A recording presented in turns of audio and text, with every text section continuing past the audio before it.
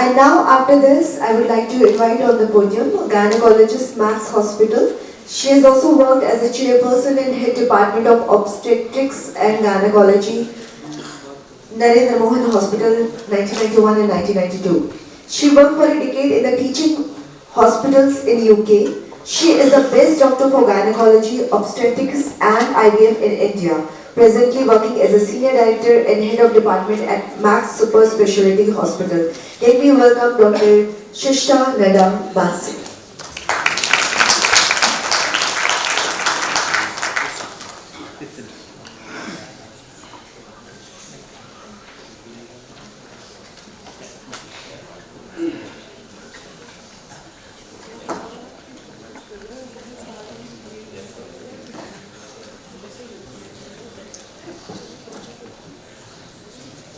आप सभी को मेरा सादर प्रणाम।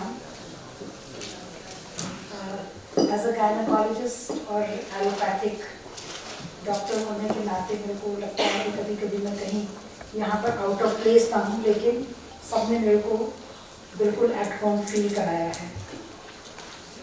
मैं बहुत सा आभार प्रकट करती हूँ डॉक्टर दीपेन जी का, डॉक्टर ब्रह्मानंद पांडे जी का, जिन्होंने मेरे को ये अवसर प्रदान दिया और ये सौभाग्य दिया कि मुझे इंटीग्रेटेड आयुष काउंसिल का अध्यक्ष बनाया। तो एज एन एलोपैथिक डॉक्टर मेरे को लग रहा है कि शायद इसमें कुछ और शब्द जुड़ जाएं जिससे कि ये भी लगे कि एलोपैथी भी इंटीग्रेटेड है ना। नहीं, उसमें आयुष वर्ड आ जाने से ना होता है कुछ ऐसे करके। पर एंड इतने दिग्गज लोगों के बीच में प्रणाम करती हूँ स्वामी सर्वलोकानंद महाराज जी को एंड श्री रवि कुमार अय्यर जी से। आप लोगों से बहुत ही कुछ अभी सुनने और सीखने को मिला। और श्री शांतिनु जी से तो आपसे तो मैं बहुत ही कुछ, ये वाकई कविता तो मेरे को बहुत ही बढ़िया थी सच।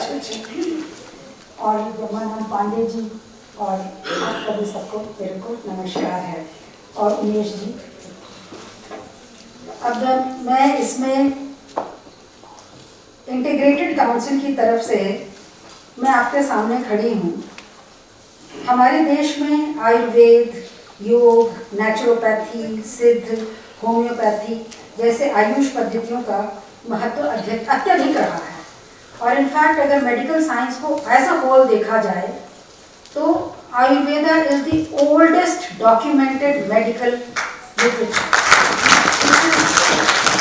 More than 5,000 years old.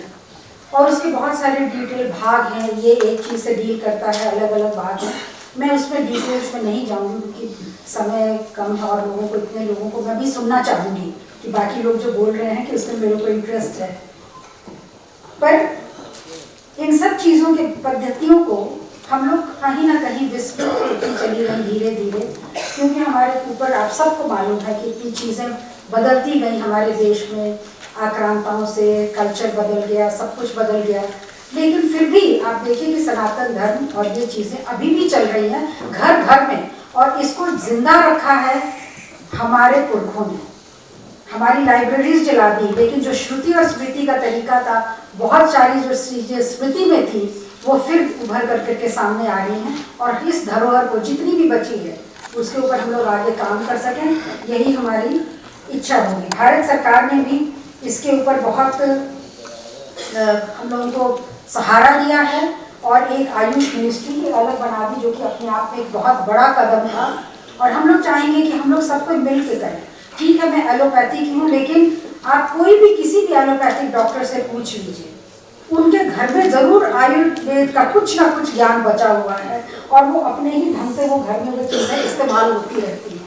अब कोविड में तो सबने सब देख ही लिया कि ये गिलोय ले लो, ये ले लो, पर हम उसके बारे में डिटेल में बाद में बात करेंगे जब हमारे वो बोलने का टाइम आएगा। लेकिन मैं कहती हूँ कि ये पद्धतियाँ हमारे देश की समृद्ध धरोहर के रूप में साक्षी हैं, जो सांस्कृतिक और ऐतिहासिक पहचान के साथ सेहत की धारा को समर्थ बनाती हैं। आयुष के प्रयोग से हमने देखा कि प्राचीन तकनीकें सिर्फ रोग के इलाज के लिए नहीं हैं, बल्कि इनसे आत्मा और मन का संतुलन भी होता है। इसके विषय में आप देखिए, mental health is going to be the biggest problem of the coming decades. And mental health में और काउंसलिंग में हम लोग पहले शुरुआत ही करते थे कि अगर मन आपका सब ठीक है तो बाकी चीजें भी अपने रास्ते पर ठीक चला सकते हैं।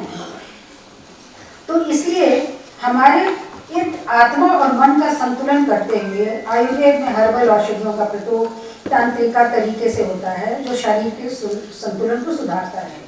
योग अपनी जगह है। हमारे समाज में जो आयुष के प्रचलन में वृद्धि की आवश्यकता है, बहुत से लोग अभी भी आयुष के प्रयोग की गंभीरता नहीं समझ रहे हैं और ना इसको कई लोग मानना भी नहीं चाहते हैं, नकारते हैं। कहीं अंदर अंदर उनको विश्वास नहीं है लेकिन अंदर से ऊपर से नकारते हैं। हमें इसको बदलना होगा, कोशिश करनी होगी बदलने की। आयुष के विकास के लिए तकनीकी उन्नति अत्यंत महत्वपूर्ण है और हमें नई तकनीकों का प्रयोग करना होगा, नए तरीके।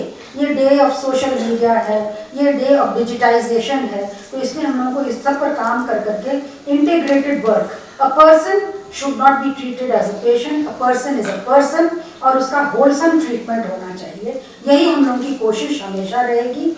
मैं मोदी जी का भी बहुत बहुत धन्यवाद देती हूँ क्योंकि शुरू से जब से मैं मेडिकल स्कूल में थी तो एक तरफ घर में, क्योंकि मैं आती थी परिवार से जहाँ राज ज्योतिषी और वैद्य वगैरह वो सब थे, उनका सुनना, और मैं एलोपैथी में थी, तो इनमें कहीं ना कहीं एक स्टेज में मेरे मन में भी बहुत दुविधाएं थी। लेकिन इतने 45 इयर्स ऑफ एक्सपीरियंस के बाद उनको यही समझ में आया कि आजकल मेडिकल साइंस जो है, चाहे वो एलोपैथी है, उसको एक दूसरे रूप में प्रेजेंट कर रहा है, but it's the same knowledge that we have already had. And हम लोगों को अपने आप को we should not feel defensive कि भाई हमारे आयुष है, हम लोगों को उसके बाद में संकोच बिल्कुल नहीं करना चाहिए। आगे बढ़े, हम लोग सबको मिल कर करके काम करें। इतने लोग काम कर रहे हैं और मेरे को लगता है कि आपने स्वामी जी को भी बुलाया और इनको भी बुलाया, इनका तो योगदान बहुत महत्वपूर्ण होगा। मन को जब संतुलित कर लेंगे, आर्ट ऑफ लिविंग, आप शांतनु जी सबसे रिलेटेड हैं टीचर्स, सो आई थिंक मैं ज़्यादा नहीं बोलूँगी, बहुत लोग हम लोग इनको सुनने के लिए आतुर हैं।